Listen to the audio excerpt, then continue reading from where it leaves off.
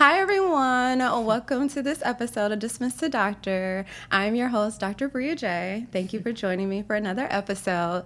Today, I have a very special guest who has flown in. I'm so happy to share her with you all. So please welcome Dr. Victoria Campfield to the show. Yay. Hi. Hi. Welcome to Chicago. Thank you. Happy to be here. Yes. I'm so grateful that you were able to be here and be a part of the podcast. So just thank you so much for being here. Absolutely. I'm excited. I'm excited about Chicago. I'm excited to be here. So thanks for having me. Yes. Can you give us a little introduction so that the audience to get to know you a little bit better? Oh my goodness. Yes, sure. So I'm Victoria Campfield, born and raised in Louisiana. So I like to say Texas raised, Louisiana made. Yeah. Shout out to both of them. I'm an older sibling, have two younger sisters, currently living in the DMV right now, working there as a physical therapist. Yeah. And so recently just into the workforce now, recently graduated last year. And so a little bit about me, past life, I ran track in undergrad, ran D1 in Arkansas, University of Central Arkansas, shout out to them. 400 hurdle record holder still. Okay, still holding it down. And yeah, so just happy to be here. Yeah. How did you get into physical therapy? So physical therapy for me, funny story. So when I was in high school, I actually would see the athletic trainer quite often. And I felt like I was getting special treatment. I was like, so who helps everybody else? Because I'm just feeling a little too special right now. And then the athletic trainer was like, oh, that's physical therapists. They help everybody. But we athletic trainers specifically just help athletes. And I was like, oh, okay. And so then all my mom's hard work of putting me in a STEM went down the drain. And then I took an anatomy class in high school and then just started focusing on like pre-physical therapy. And then that's kind of how I got into that realm. And then I found out my grandparents were getting like PT at the house, and so I was like, oh, I can one day help you all too. So that kind of really geared me into physical therapy, to make a long story short. So you had a physical therapist in high school for your track? No, they're athletic trainer, and he told me that physical therapists will help. No, unfortunately. Okay. I was like, what school is this? No, they didn't have it like that. No, just ATs, just ATs. Okay. And so then from high school, how was your like undergrad experience? You knew, it sounds like you knew going into undergrad that you wanted to do physical therapy? Yes, that's actually funny. Yeah, so in undergrad, when you play sports, actually, they tend to steer you away from anything healthcare, anything science, BS, anything like that. And so even my coach, ironically, he was like, well, you need to change your major to business. And I was like, no, thank you. And he was like, you're going to have a hard time. Like, you're not going to be able to do a BS while you're running track. Because you're just like 2-a-days, we're on the road, all that thing.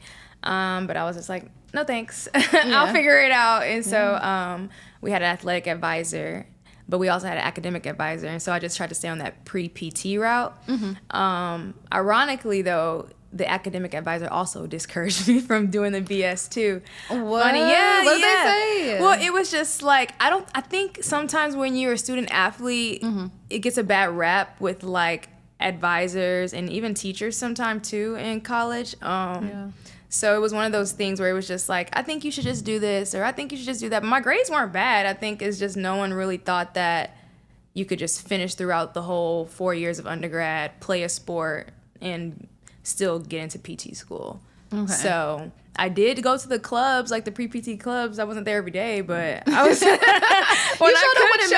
showed up when it mattered. Yeah. I literally took the time out during like my lunches to go shadow like for 1 hour at a nearby like PT clinic. I literally was watching lymphedema for like maybe an hour. Then I go back to class. Like I was very serious about making sure I stayed on track in undergrad. But yeah, so that was kind of how that happened in undergrad. Okay. And then, well, one, I'm just so happy that you stayed the course, because that does happen often where advisors will say like, oh, like maybe you don't have the grades. And I feel like from my standpoint, I love people who are more like, okay, maybe you don't have the grades right now, but like this is what you need to do in order to make yourself a little bit more competitive. Right. You know, because I feel like there's a way you can phrase it where it's like still helpful. Yeah. Because it's life-changing information. Exactly. You know? So I'm glad like whatever, you know, kind of doubt that was thrown at you, you were able to just like, I'm gonna still do me. Yeah, I had to, because they were like, oh, you can just do AT. Like, I already, like, literally the advisor was like, I already talked to the athletic trainer. He knows you'll be good to just get into their program. And I was like, but that's not what I want to do. Like, that's thank you, but no thank you. Yeah, thank you, but no thank you. Thanks for trying to hook it up for me, though, but that's not what I said. So, I'm glad I stayed the course, too, honestly. Yeah. So, how was, after undergrad, how was, like, your experience with applying to PT schools? Ooh. You're like, here we go. Here we go. Yeah, big questions. So, I think I applied to, like, 7 or 8 schools respectively, and was just like dumping everything and giving it my all. So I was living in Austin, Texas at the time, so I really applied to mostly like southern schools, and then I was like, let me just pick one outlier. I also, GRE is very popular then too when applying, so that was really my punching bag, because I was like, this GRE is a lot. I took it twice, was still getting scores that I wasn't really like fond of, but I was like, I'm gonna just apply with this, see what happens. But then I also saw that you have the holistic programs, so I also applied to Samuel Merritt University in Northern California. Oh, okay. And so out of all the 8 schools, I actually only got into one, which is the school I graduated from, which was Samuel Merritt University in Northern California. And so that was an interesting journey too, because I think I found out in December, and I think maybe applications were that summer or something like that. Yeah, normally opens up in like July. Yeah, and people were finding out, getting those calls and things like that. And I remember reaching out to one particular school, and she was like, yeah, I just think you need to be a PTA, like, you're not going to get in here, and I really don't think you're getting anywhere. And I remember seeing that before I got the call from Samuel Merritt, and I was just like, well, dang, maybe I shouldn't be doing this. And then lo and behold, like the next day, that night, Samuel Merritt, they were so sweet, they called you, and they're like, hey, like, you got in. And I was like, oh my God, I was just jumping up and down. So yeah, I applied to like 7 or 8, and then only got into Samuel Merritt. But then I also ironically found out PT Cass did some type of point system, I think, when they're tallying up things, and like something happened with my application, and they reached back out to me saying something got mixed up. So like my points that were sent to the schools were wrong, and they like went back to follow up with other schools, ironically. And they reached out to me, like some schools reached out, and they said like they had already filled all their spots up anyway. Already at that point. So it was like, just apply to the next cycle, and I was like, first of all, I just paid all this money, and so I was like, maybe this all happened for a reason. I guess I'm going to Cali, and I was just like, peace out. So yeah, that's the process of getting into school. Wow, how that went. But it sounds like you still got it on your first try. Yes. And for that, shout I was out grateful. to you. Yes. Shout out to you. Thank you, Lord. Oh my God. Wow. Yeah. So how was that transition from undergrad into PT school? Because it sounds like, did you go directly, or did you have like some months off? Or? Yeah, I took a gap year. Okay. I took a gap year. So yeah, still being that student athlete, there were some grades that could have gotten a little better. So I took that time to redo, funny enough, my anatomy and physiology in undergrad. I don't know how transparent I'll be, but the truth of the matter is, y'all, I took anatomy and physiology 3 times. Okay. 3 times in undergrad, and like retook the class to get a higher grade, and another again to get a higher grade, But that's very common. Really? That is very common. I didn't know that. I retook a lot of my classes, like even some classes that I got a C in, or even some classes that I got a B in. I retook them to get an A. I guess I was like, but how are you going into physical therapy and you redoing anatomy and phys? No, because I think because a lot of schools say like, okay, your prerequisite and your GPA has to be a certain point, and some schools will take the highest grade, and then some schools will average it. So it's like, if I'm competing against people who have like a 3.5 or higher, and I'm at a 3.1, like it just makes more sense for me to retake the classes and get a higher grade on them. That's true. So you're not the only one, girl. I felt like that at the time. You're not the only one. I'm gonna keep going, but it definitely that's good to know. I mean, but yeah, at the time I was like, man, that's crazy. That was one of those things I've never really said out loud to people, because I was like, I'm assuming nobody else redid that class. Oh, no. Yeah. So I took the gap year, redid those classes, and just really tried to get my GPA to where it could be, because I knew my GRE wasn't really giving that much. So yeah, took the gap year, and then I had all my hours as a tech for so long. You don't really get paid that much as a tech, so I ended up just saying, all right, thank y'all, I got enough hours now. And then I worked at an emergency room as front desk for a little bit, so kind of exposed me to insurance and all those things, and just like a different playing field until I went into PT school. Okay. Yeah. So then, did you start in the summer or in the fall in Yes, PT school? started, I want to say in September. Okay. September 2021. Okay. Mm-hmm. So then what was your cohort like? Like how many cohort members did you have? How was the transition moving to Cali? Yeah. Like, how was that first year? How did it look for you? So my mom helped me move to California. So shout out to my mother. I love you so much. It was a smooth transition though. I think more than anything, it was once I actually got settled being in a new space by myself. So you have the cohort members. It was, I think, 53 of us. Okay. So solid number. And I just had to really adapt to a new environment, no family, no friends, right? And then just grounding myself. Like, what did grounding look like in Oakland? And so I think it took me probably about 6 months to adapt though. Okay. Yeah. And then, as far as your cohort, like how many people of color were there in the program? So it was actually 5 of us, I think, that started in that cohort. 5 of us, which they said was the most that my school has ever had. Which out of 50 is really not a lot. Yeah, no, yeah. So it was 5 of us, and then, yeah, it was 5 of us. Okay. And then how was your experience just going through physical therapy school, like that first year? Like, did you feel like you adjusted well, or kind of was there a learning curve? Like, how did that look for you? It was a lot. It was, I would just start with one word. It was a lot. So in the beginning, the learning curve was very different for me because one, I couldn't even recall how I studied in undergrad, to be honest with you. But whatever it wasn't working. Starting into PT school, I didn't know what active recall was. They're like, oh, like just study how you studied in undergrad. I'm like, I don't know what I was doing in undergrad. If I'm gonna be completely honest with you, I had no idea. I was more like, all this is a new adjustment. It was hard. It was very hard, actually. School became like a lot. We were COVID cohort 2, so that was new. Having classes online was the death of me, genuinely, because we were having like minimal breaks in between classes. You're sitting at a desk all day. It was a lot. There were times I fell asleep before.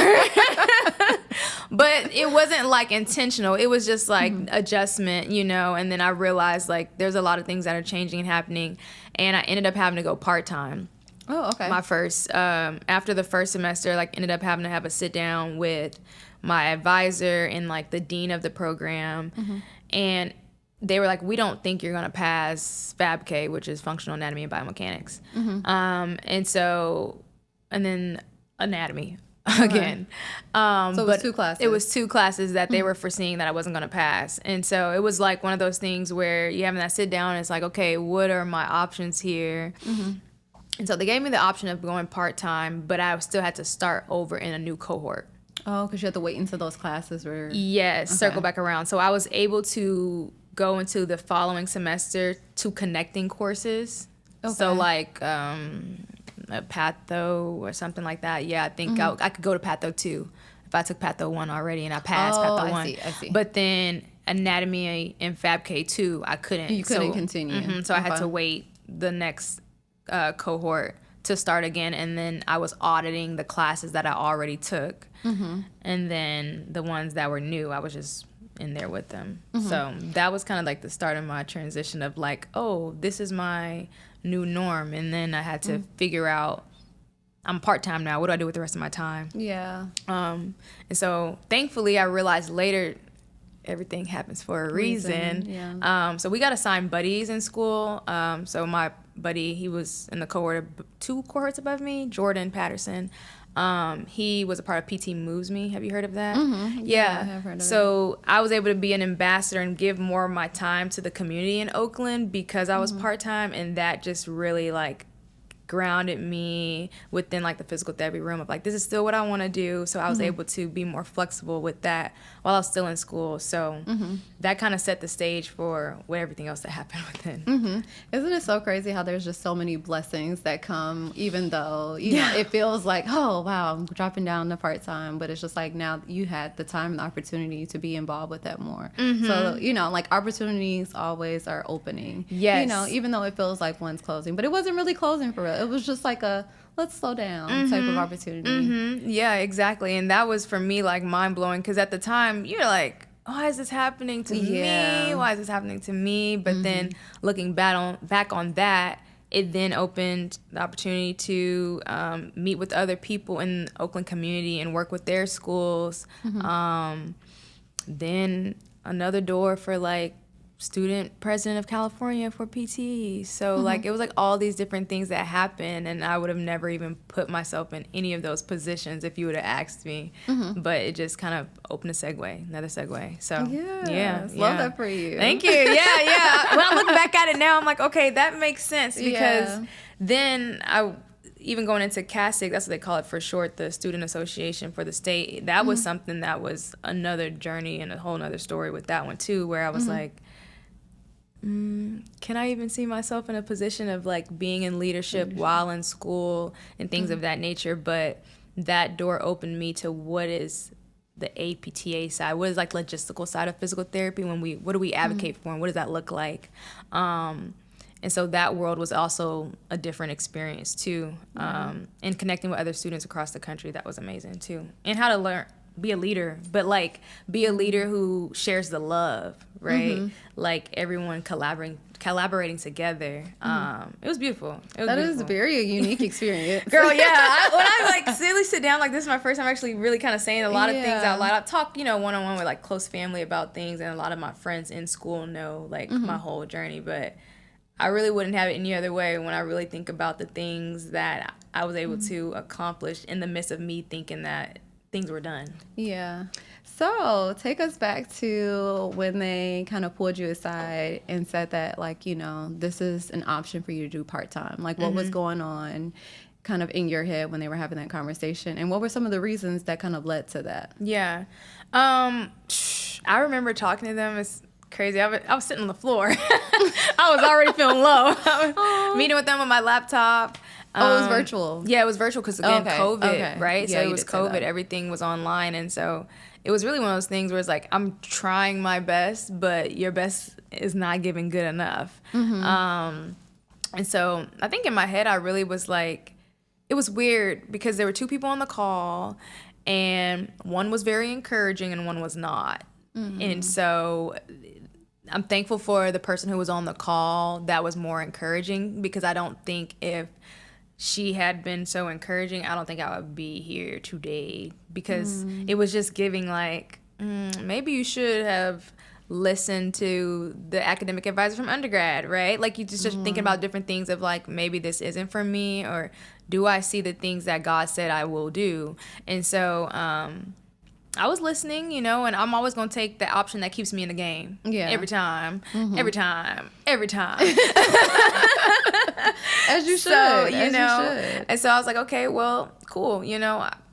That's what I got to do. That's fine, and it's one of those things where we're going to keep track on you. You're on academic probation now and all the things. And if you fall below this GPA, and I'm like, it's not gonna happen. Like, I hear you, you know Watch what this. I mean? Yeah, exactly. Watch this, literally, what they do, like,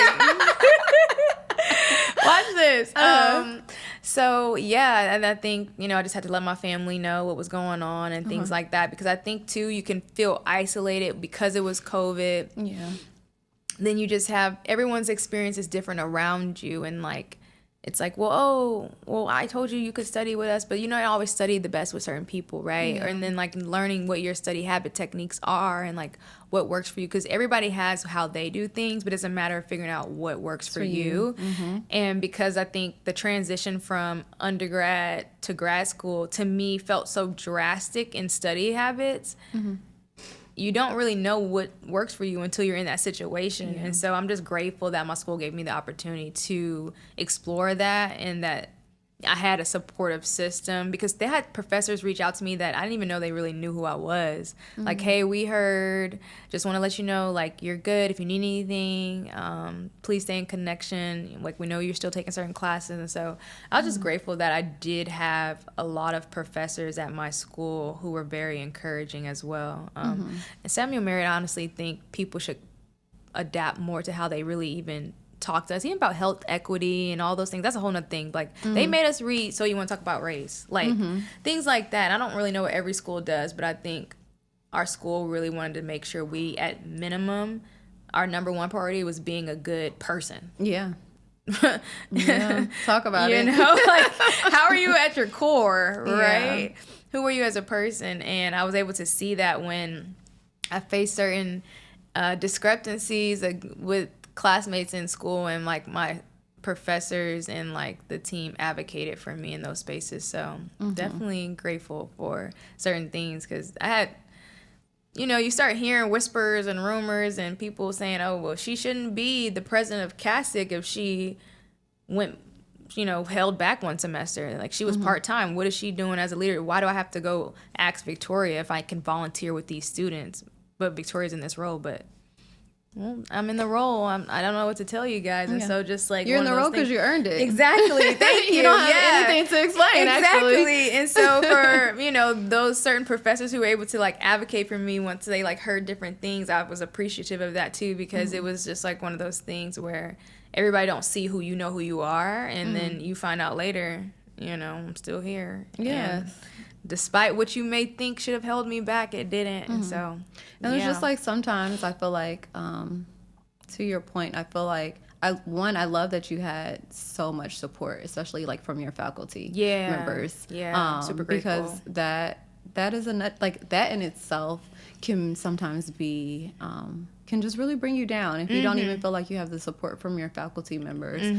Because going through something like that, it's like you're putting yourself in a very vulnerable position. Yes. You're asking for help. Like, it's a very humbling experience. Like, you're on academic probation. They're giving you these options. This is what you have to do. And it's just like, okay, I didn't even know you heard about my situation, but here we are. Y'all talking about me? Like, here we are, you know? Yeah. And so it's a very humbling experience. So I'm just proud of you for handling yourself with just so much grace. Thank you. Because you wouldn't be here even without it. Like, we go through things in life that allow us to be better clinicians and better people in general. So I love that you said that the school had those opportunities where they just were looking at your character. Yeah. Because I can definitely tell the therapists that are like, just in general, therapists that I see, and it's just like, you're not even a people person. Like, you don't even really have the personality for this. But like, here you are because you were book smart, like, you know. And it's just like, what should we what is the priority? Right. Like, we are such in a field where we're hands-on, touching in personal space, like up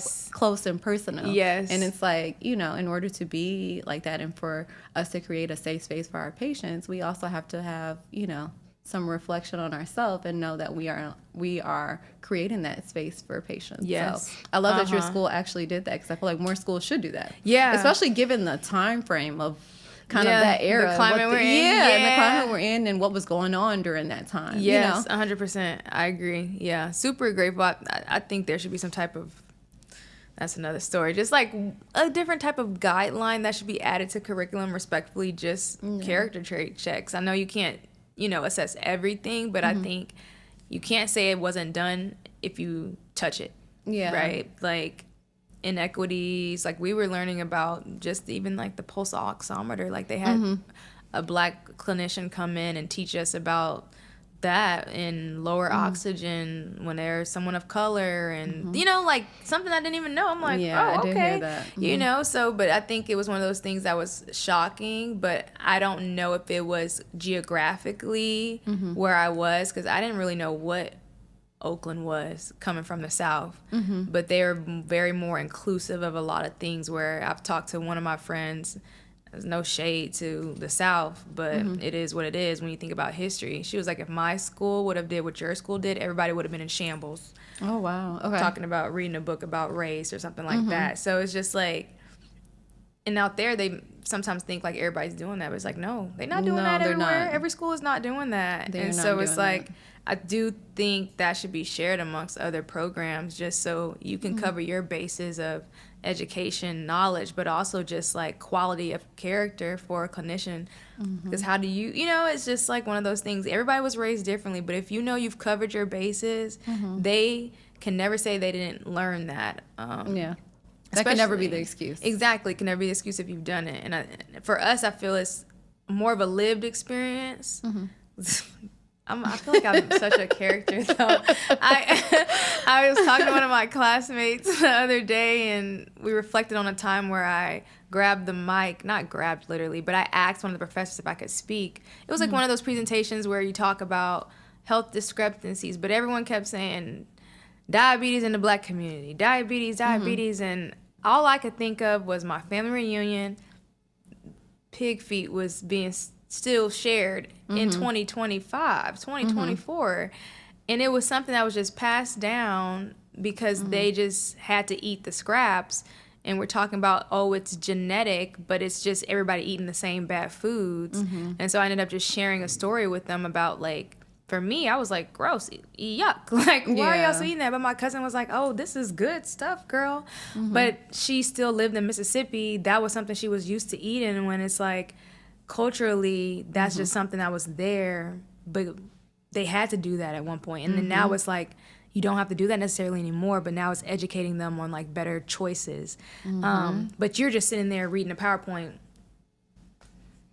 Healthcare discrepancies, diabetes, Black people, number one race got the issue. And it's like, I'm looking at it. It's deeply rooted. Yeah, and I'm looking at a whole different lens. I'm thinking about slavery. I'm thinking about we couldn't eat that. And I shared that with the whole class. And they were just like, we didn't think about it like that, Victoria, until you said something. Yeah, and it's just like, that's why we need more courses and classes that are more diverse. Exactly. Because, like, to have that conversation in itself is just like... Of course you didn't think about that. That's not kind of your experience. This is my experience. These recipes has been passed down from generation to generations, and we are trying to be the generation that, like, changes some of the things. But this is why we are here at this high percentage for African Americans with that, and it's just, it's, it's a bigger issue because, it's definitely deeply rooted. So I love that you were able to just, like, speak up and say something about it, because I feel like sometimes it can be hard when it's not like a lot of people of color within your cohort, and it's just like, okay, I know how I feel about this, and I feel like I should say something. Sometimes you don't know how it's going to be received. And so or you don't even feel like it. Yeah, or you don't, or sometimes you just don't have the energy, because sometimes people are not receptive to that type of feedback, and they're just like, oh, okay, whatever. And it's just like, no, like, actually listen, because sometimes at any point in time, you're going to have a patient who is a person of color. Yeah. And I can guarantee you food is going to come up and their health is going to come up. Yeah. Like, it's going to come up. Yeah. So I just want to say thank you for speaking up and saying something. Yeah. That takes a lot of courage. Yeah. I think, unfortunately, I was at the fed up part where it was like, I need to say something. Because some days I didn't feel like it. I remember just texting someone, like, my friends who were also Black in the program. I'm like, man, like, here is another topic again. And I think it was one of those moments where I was like, I'm fed up to a point where it's just like, let me just share this. Because sometimes you sharing and you don't have the energy to, but sometimes it's like, I'm sharing because y'all need to know at this point. Like, this is what I'm listening to when y'all talking. And for me, it's like, you already know it, right? But it's not the shared experience for everyone else. So and then when they go out into the workforce, they can't say they never heard anyone say this, right? Because if you had class with Victoria, you heard something. Because they cannot use that excuse, and I feel like that's an important piece. To at least be like, okay, I've heard of this. I know I'm not of this race, of this culture, but, like, I've at least heard of it, and I have the knowledge. So, like, when I'm approaching this topic, I can be a little bit more empathetic. Right. So I think that's also, like, really important. So thank you for sharing that. Of course. I do want to get back to kind of how you mentioned the academic probation. And so moving forward in the program, it sounds like you were able to drop down to the cohort under you. Yeah. Okay. And so how was that transition? Yeah. Joining a new cohort? Good question. It was different. I was sorry, at first I was a little more reserved, just because it's like that whole, like, here we go again. But, like, It was fine. It was a smooth transition. I wasn't alone, fortunately, but unfortunately. Yeah. So I ended up bonding with those who also shared that same experience with me in regards to that. So that helped a little bit too. But then just owning what it was and really being a helping hand to others, right? Like, don't do this. Yeah. Right? Like, be intentional about how you want to study about this, you know? And so I think that the transition was an adjustment, but I still made just as many connections in that next cohort and still kept good connections with the previous one. And I think it was fine. It wasn't ideal, but overall, I think it worked the way it was supposed to. And I was still one of those people that I kind of just, I didn't really touch too many different things. I really tried to just stay locked in. Yeah. I'm like, this is not a game. Yeah, it never was. Here. Yeah. Yeah. So did you feel like you had anyone that kind of like asked you like what happened or, you know? Yeah. Did that ever come up? Yeah, for sure. I think it was more like, so like what happened? Right? And I was just like, I mean, basically they said that they didn't see me pass in anatomy and Fab K. And so if they say what I'm supposed to say, no, I mean, I definitely felt like I could have passed Fab K if I'm being honest, but it is what it is. They said 2 classes, then it was what it was. So really I just told them they said I wasn't going to pass. So here I am with y'all. That's really what it is, make a long story short, and just do what you got to do, you know. And I think it helped because the next cohort also wasn't online anymore. So we were back in person. So I think a lot of the factors, too, was being online because I've never took classes just straight up online before like that. So I think that played a big part in it. Sitting for long hours, just that physical interaction. I like demonstrations. I like visuals. Kinesthetic. I like kinesthetic, seeing people. And so the whole classroom type thing. Not for you. It wasn't for me. I think it really wasn't for me. And it sounded like that became a downfall for a couple people. So it was definitely way better back in person, hands-on, in the lab, things like that. So it sounds like you feel like that kind of contributed to... Yeah. Okay. I think so. I felt like it did. I mean, I can't say that I've always just been like an A student. I genuinely can't recall how I studied in undergrad. I remember studying on the bus coming back from track meets. Yeah. Like, I have no idea what I did. I'm not one of those people who say, like, make sure you do this, make sure you do that. I was still trying to figure it out. I mean, I can say now active recall has been my friend. We're cool. You know, but I didn't know how to even go about that. And even studying for the MPTE, like, that was a whole different thing, too. I felt like active recall, but I was like, well, how many times do I need to do that, right? Like, till you get it, right. So it's always been something. I've never been consistent in how I study because I always studied so variably. If I might read, I might do flashcards, and to some people they're like, oh, what are you doing? But at the point that started working out best for me, it was like sometimes I can do flashcards and walk. So sometimes I might need to write it out. Whiteboards worked for me. Sometimes it was reading because then I needed like that extra information.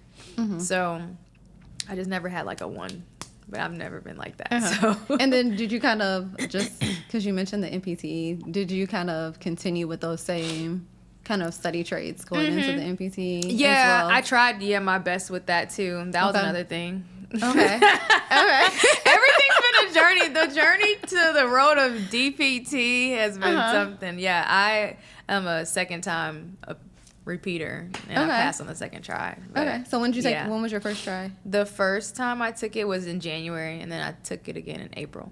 Okay. So what did you feel like was the difference? Life. That's real. Life, honestly. Life was one of them. Life. That's really just period. Yeah. Well, do you have any tips for anyone who's taking the upcoming, because like the July one is coming out. Do you have any tips or tricks? Yeah, absolutely. Active recall. Yeah. Finding a partner you can study with and really lock in with them. I think what worked best for me that second time around, if I'm genuinely honest, like, I had great study partners the first time around too. Yeah. And then the second time around, it was just me and one other person, and it was like clockwork. We woke up. Hey, you up? Yeah, I'm up. Or hey, wake up, right? Like, let's get up, study. Have an accountability. Having an accountability partner was really good. Talking out loud to each other. Can you recall the information that you're studying? And then if you can't, it's okay. Make sure you mark that, right? Like, okay, I can go back over this. I can come back to it. Reviewing PowerPoints if you're doing a platform that has PowerPoints. Mark what you don't know, but then sometimes it's one of those things of like, what are the differences? If you can figure out what the differences are, then you'll know what you're looking for. Yeah. So I would say those are my top tips: active recall, having an accountability partner, and then for me, faith. Yeah. Faith, the Lord has saw me through it all. It was just as much as a spiritual journey for me as much as it was an academic passing journey for me. And so I think grounding myself in the Lord really kept me the whole way. I was grounded the first time, but it was a different type of thing when you're believing for something that first time and it doesn't happen. And I was like, okay, Lord, I still trust you. I'm still going to honor you. I'm still going to serve you and still serve in these spaces. And just trust his timing and everything. And I think that's ultimately at the end of the day is just like trusting his timing. And that's a continual thing you have to do with every direction you do in life, every path. So I'm constantly just challenging myself in that way of like giving things over to God, and even in your academics, giving it over to him too, right? And discipline. Discipline is the number one thing as well, because I think if you can be disciplined in your faith, you can be disciplined anywhere. And so I think that translated into just like how I wanted to study, and then having that accountability partner who also believed in the same thing I did too. So wow. Yeah. Well, one, thank you so much for sharing that, because I feel like a lot of times people have gone through where they haven't passed the first time. Yeah. But they don't necessarily like kind of share, just because it's something that, you know, to a point it's like, oh, well, why did this happen to me? And it's just like that. Yeah. You know, and I feel like in my life in general and my journey that I've gone through, I've kind of stopped asking myself like why, and I've just asked God like, okay, what is the lesson that you want me to learn in this season? Because there's always a lesson, right? And I feel like in every time I face academic failure or just barriers, there was always just a blessing that was right around the corner, So yeah, like I just have to be patient, and I feel like we live in such a time frame where everything is so instant. Everything is so instant. Everything, like, people want money now. They want the degree now. Like they want everything now, and it's just like, you know, sometimes you just have to be patient, because you never know when that blessing is coming. But you got to be ready for it. And it'll make sense in the end. I can say in multiple fronts. At first, it didn't make sense. Again, even with the part-time, right? It didn't make sense. Oh, it definitely didn't, right? Yeah. It didn't make sense, but it made sense then when I realized how I was able to volunteer more with the communities and get my foot in the door with those spaces and serve, teaching other kids about physical therapy. Like, I have a passion for that, right? Then not passing the first time, I'm like, why? But now it makes sense. I was able to build a bond with someone from Florida, and like we studied and locked in. We in 2 different time zones, but it was amazing, you know, and just different things spiritually too that I didn't realize until after the fact. And I was like, okay, it doesn't always make sense in the moment, but eventually it will. And I always just say, my stuff was earned, not given. Yes, most definitely heavy on the earth. Heavy on the earth. As we close, I do want to ask you, coming from a space of academic probation to Dr. Victoria Campfield, like what would be your advice for someone who's going through something similar? My advice would always be, I am a believer that this is what it is at the end of the day. And so for me, like, grounding yourself in faith. My faith was Jesus Christ and grounding myself in the Lord. So that's what worked for me. Try it. It may work for you. I'm going to say that first, but figure out what helps you stay grounded. Yeah. And then also write down affirmations for yourself, right? Like, for me, it was scriptures on my mirrors, sticky notes above my bed when I woke up so I could see that, and I would repeat it out loud just to give me that encouragement. Find those people who believe in you and actually want to see you win, right? Because was about to sing that song by Kodak Black. They don't want to see you winning. But sometimes that's the truth. And so you have to really have discernment and see, like, who's really in your corner. And, like, it's okay to lean into that, right? Like, if people want to be there for you, allow them to. For me, it was my family members, right? And certain friends and, like, family of just like encouraging me. So, and even if you feel like you don't have that space, figure out what grounds you. Is that praying? Is that meditation? Start there, and then daily affirmations for yourself to govern yourself for the day, right? Speaking positive over yourself, encouraging yourself to start off, because it's not going to always be a good day, but you have to just keep grinding. It might not be a good day. You might have a bad study day, right? Yeah. But tomorrow's a new day, and wake up with that new intention. Don't pull from yesterday into the new day. You have a new day to start something off straight, something smart. So I would say start with that. And then, I mean, if you need extra help, get a tutor. I had a tutor, respectfully. I had a tutor. And so don't be afraid of getting the tools and resources you need to get you to that next level. And then analyze yourself. You have to be real. Did I study like I said I did? What did you actively study, or what did you passively study? And you have to be real. Like, you can't say, well, I've been studying all this time and I did, but what did you learn today? Can you recall? I started, like, literally talking to my stepdad, like, today I learned blah, blah, blah at the end of the day. So even if it's you saying and recording to yourself, what can you recall? What can you really say, I learned something new today? If you can't tell yourself you learned something new from yesterday, reevaluate for tomorrow and make sure you learn something new the next day. I think that also helped me too, because I'm like, did I learn something new today? Or did I reinforce something today?